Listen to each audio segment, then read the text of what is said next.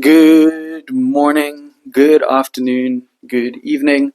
Whenever you're receiving this message, thank you for joining me today.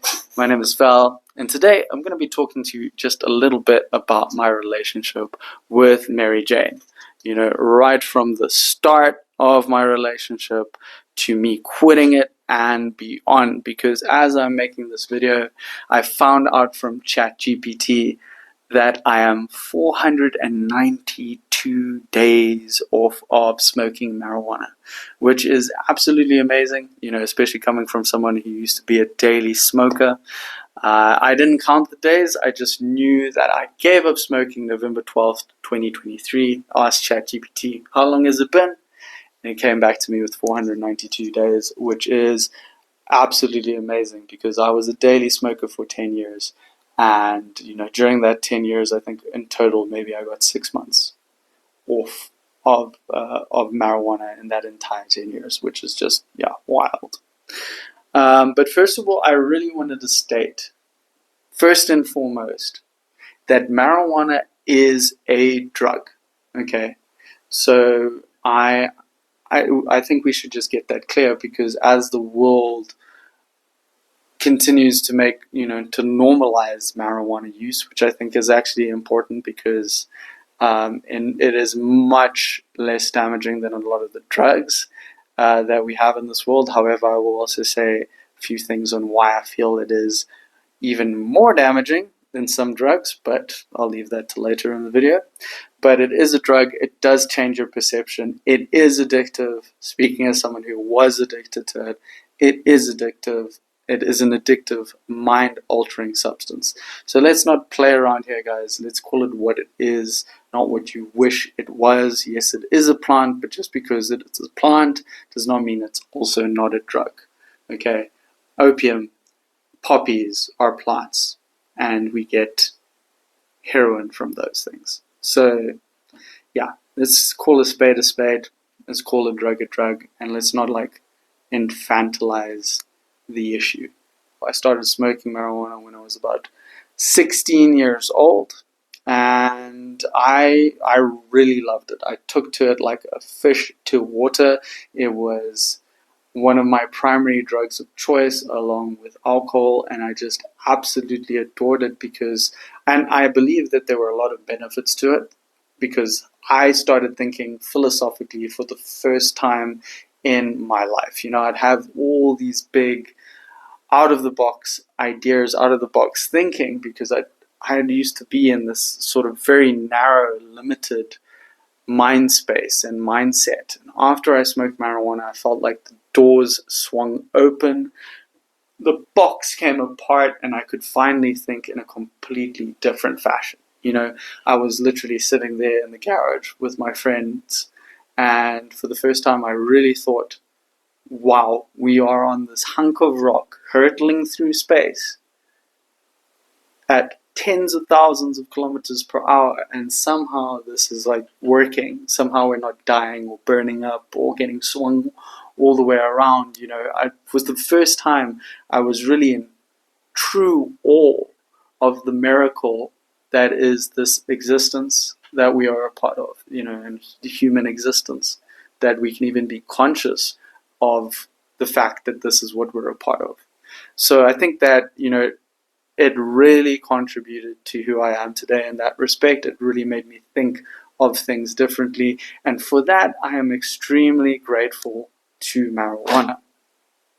However, as time went on, I started to use it far more often. It started becoming just a weekend thing. It started becoming something that we would do after school, as I was friends with the stoner group. We'd all get in the car and we'd go after school, and we'd go smoke in in a field hidden away from where most people would find us. We'd take off our ties so they wouldn't know what school we were from, and we would go and misbehave, have a few drinks after school, smoke a few joints, have a few cigarettes, doing the things that high school kids do.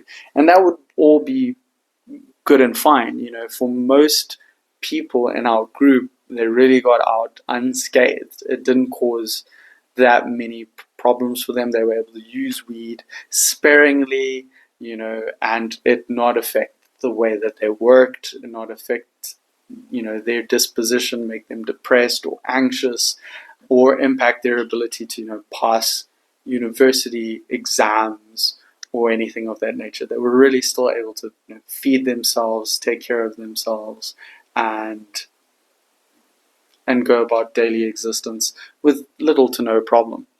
However, for myself and for a few other people in my group, I do know that it contributed greatly to increased anxiety, increased depression, and just a lowering of all things productive in our lives. I got to the point where I got to university, and that's when I started becoming a daily smoker. When I was about 21, 22, it became something that I fell heavily upon. I learned how to roll joints for the first time in my life. I know I'd been smoking weed for I don't know how long, but I'd always relied on other people to roll joints for me, which is absolutely appalling for anybody that's watching that. I should have had my stoner card revoked. But then I eventually did learn how to roll joints, and I started becoming a daily smoker, and that daily smoking, it started off being pretty tame, but then it progressed to me smoking not only daily, but 2, 3, 4, 5 times a day. And I would smoke not joints, but grams of marijuana, sometimes 3 to 5 grams on a given day. And it was just very expensive. It was very just overindulgent, and it really led to me just becoming having just so much brain fog, giving me so much anxiety, making me so depressed. Although at the time, honestly, I didn't see it as a problem. I still thought it really helped me in keeping me more balanced, and on some levels I'm pretty sure that it was doing that, but I feel that it was doing that because I was just so out of balance already, and it was just leveling me out. It was just keeping me consistent, at least. But it did contribute to a lot of mood swings, a lot of anxiety, a lot of depression. Now that I look back on it, when I was in it, I didn't realize, or I wouldn't want to admit to myself, that this was what was going on. It was impacting my focus, it was impacting my ability to socialize. It would make me incredibly socially anxious, and it just didn't allow me to progress in my life. I would spend all my time just vegetating, completely unproductive. I think this is one of the most despicable qualities of marijuana, because marijuana doesn't impact you too much. It doesn't have immediate consequences to your actions, sort of like alcohol. Alcohol has immediate consequences to your actions. You overindulge in alcohol, first thing you get is a hangover, and it hurts and it sucks and you feel awful, and it discourages you from repeating it the next day.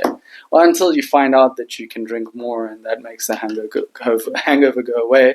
But again, that's for another video. But yeah, with marijuana, it doesn't really have that quality. Marijuana, you can smoke a lot of marijuana, and maybe you just end up feeling a little bit cloudy at first. You feel a little bit just tired and lethargic, and you want to eat more. Although in my case, I didn't want to eat more, because that was actually more of an appetite suppressant for me, and also not just an appetite suppressant. When I was high, I didn't really want to cook food, so it was either like junk food or not eating at all. And then you also get your functional stoners, your functional daily users, that it's just a part of their daily routine that they smoke whenever they want, and they just progress with their life. I know many people who are able to do that, and they'll be like, well, weed makes me function better when I smoke it. I challenge those people. I challenge anybody who's watching this video who's been triggered at all by anything that I'm saying.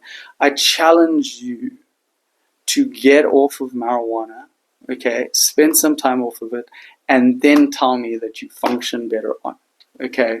I'm talking about take a considerable amount of time off of it and then tell me whether or not you're more clear, you're more able to focus, you're more productive. Because a lot of these people say, oh, I function better on weed. You don't know because you've been smoking it every day for as long as you can remember. How about you take some time off of it, come back to it, and then tell me, for real, can you function better on it? Then I'll believe you. But most people will say, okay, no, I can give it up, but I just don't want to. And I don't think that's true in a lot of cases. A lot of people will tell me that they can give it up, but I don't see the proof. It's like, if you can give it up, if it's not so necessary to your existence, why can't you just drop it for 90 days? And most of these people, unfortunately, cannot do that. So I got to a point in my life as well where, I gave up alcohol. I didn't touch alcohol at all for 2 years. And marijuana, it really helped me to get off of it. I fell really hard on the weed as an aid to stay off of cigarettes and alcohol. I mean, even though I was already smoking a large quantity of weed, I probably smoked more as a result of not drinking alcohol. But you know what? Alcohol was my biggest problem at the time. So it really was an aid to get off of that. And I feel like sometimes going into an NA program or going into rehab or something like that and asking people to come off of everything at once can be very traumatic. So, falling on something like marijuana, it's at least less severe than something like heroin, less severe than something like methamphetamine, something that just helps you just level yourself out of all especially coming off those hard drugs. The amount of emotions that are coming up during that time in the withdrawal phase is just horrible. And having something to just help you like a crutch, I'm actually all for that. So I think more rehabs should maybe look into that. Like, what's his name? Scott Storch, the famous producer. He's actually apparently opened up a rehab center where marijuana is at the focus of the rehab. It's used as a tool to get people off of worse stuff. But let's not fall into the trap of getting addicted to marijuana as well. And if you do get addicted to marijuana, making a plan to taper off that too. It became my most difficult challenge to overcome because after I gave up alcohol, I was smoking weed and I just did not stop smoking weed. Okay, it became a big issue for me, but it even got to the point where I started dealing marijuana, which was obviously brought its own issues. There was a time during COVID where I actually ran from the cops because I was driving around past curfew and there was this roadblock where I thought that someone was just like someone in a reflective vest was walking and I just thought it was an ordinary pedestrian. And then as I got closer, I realized this is a police officer. And I had like half a kilo of marijuana just under the seat next to me. And I looked at the intersection before me and I just saw lots of cops. I saw a truck with people in the back. And at that moment, I decided, okay, I have this in the car right now, which means, you know what, I'm just going to fly. And I really did. I drove so fast out of that place, and luckily no one followed me. It wasn't an issue, but it was a very scary part of my life, And I just, during the time that I was dealing, I used to get very high on my own supply. So I was smoking constantly, all day, every day. And even, during that time I was a personal trainer. So at first I wouldn't smoke when going to see clients, but before I knew it, I was really, I couldn't help myself. I would smoke before seeing clients. I would smoke after seeing clients. I just smoke all day, every day. It didn't really matter who I had to see. And which is dangerous, man. You don't want to be smoking weed and dealing with clients at the time. It's very irresponsible. It's very unprofessional. And yeah, I'm sorry if anyone's watching this video and they ever dealt with me in that state. I really do apologize. I was going through it at the time, and that's not an excuse. But at the same time, I just want to also illustrate just the level of obsession with the substance that I developed. Even when I was dealing weed, I wasn't making really that much money off of the weed because I was getting so high and I was so irresponsible and I was so unreliable as a dealer. So even I was simply using the dealing to keep my own habit supplied. I wasn't really making that much money off of it anyways. So just to demonstrate to you just how crazy one can get. There's actually a point at one time where I didn't even have any good quality marijuana and I'd be smoking this rubbish essentially. And I was just messing up my throat. It cut my throat to pieces and I would still smoke it. I couldn't stop smoking. And it wasn't even really getting me high, so I had to smoke a lot of it, and it used to tear up my throat. It was awful. It was absolutely awful. It was absolute insanity. I never thought that I could get that obsessed with marijuana, with weed. I mean, I'd been obsessed with it for years, but there were just certain times, man, even I would, if I had no marijuana, I would comb the crumbs of marijuana off of my car floor and smoke them. And I'm not the only one I know that's done that. I have, many of my friends have done that as well. And it's just startling what levels we go to keep our habit supported, and just how our dignity just flies out the window when we have to deal with things like this. I eventually, in 2023, I managed to get a few months off of it. And when I went to Portugal, I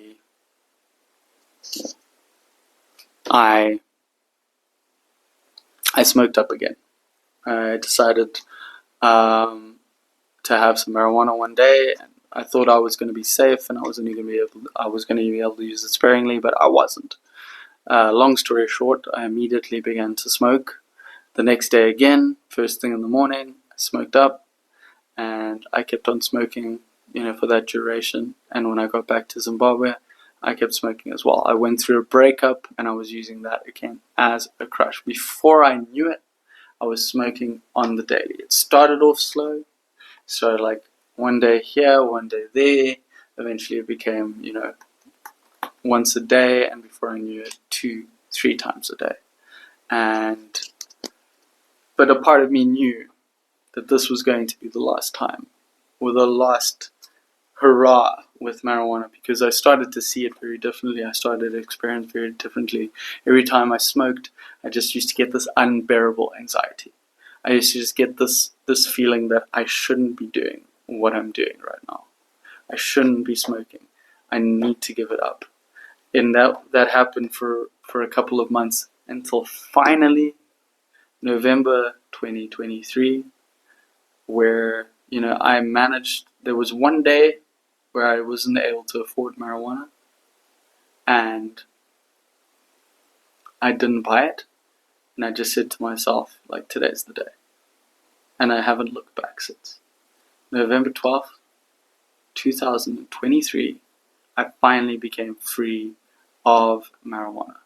And I'm so happy, because it haunted me for so long, guys. It's just been one of those addictions which is so venerated by everybody around you as well.